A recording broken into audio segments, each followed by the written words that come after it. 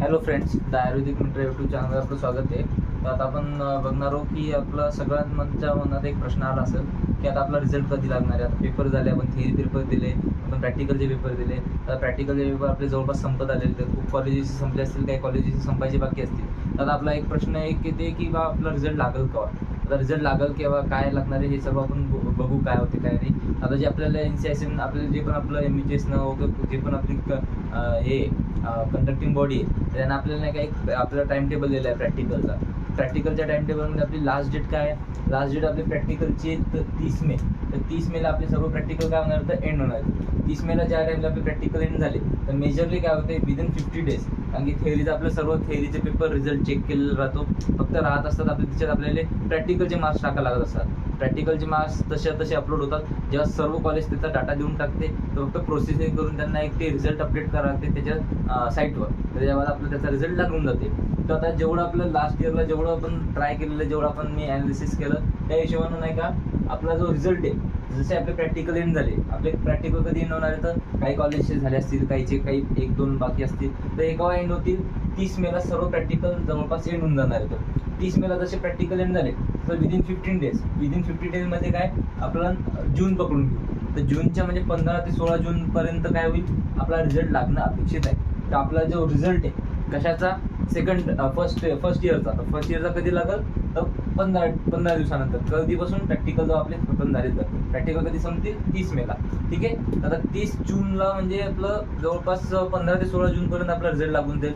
आणि जेव्हा रिझल्ट लागला त्याच्या आपल्या जवळपास 10 ते 15 दिवस हो का हफ्त्याभराने एक आपले ॲडमिशन प्रोसेस स्टार्ट होते. जसे आपलं ॲडमिशन झालं, ॲडमिशन सेकंड इयरला होईल. त्याच्यात आता काही जणांचे KT लागतील, त्यांचे 2 विषय बॅक राहिले, ते समजा सेकंड इयरला प्रमोट होतील. तर त्याच्यावर मी डिटेलमध्ये तुम्हाला सांगेल की कसं राहते, फेल झाले तर काय कंडिशन राहते. आपण फेल झालो तर 1 वर्ष फेल जातो, 1 वर्ष आपलं वाया जाते, 6 महिने वाया जाते की जसे आपले पेपर कधी द्यायला लागतात, काय लागतात, आपण हे सर्व डिस्कशन करणार आहोत. तुम्हाला जर काही रिलेटेड काही जरी डाऊट असेल, आता थोडंसं आपण पॅटर्न पण चेंज केलं, मी शिकवण्याचा पण पद्धत चेंज करत आहे. आता आपले फर्स्ट इयरचे मी मेजरली सर्व तुम्हाला टॉपिक दिलेले. तर आता आपण परत आता जेव्हा न्यू बॅच येईल तेव्हा त्यांच्यासाठी पण आपण फर्स्ट इयरचे लेक्चर्स वगैरे आणू. पण आता जे सेकंड इयर, आता मेजरली जे पण माझ्यासोबत कनेक्टेड येतं, ते एक्झाम झालेली आहे. आता मेजरली सर्वजण पास होणारच येतात. राहते फक्त काही जण बॅक राहतील, नशीब आणखी एखादं काही अभ्यास नाही झाला, थोडं लेट झालं, काही प्रॉब्लेम आले असतील.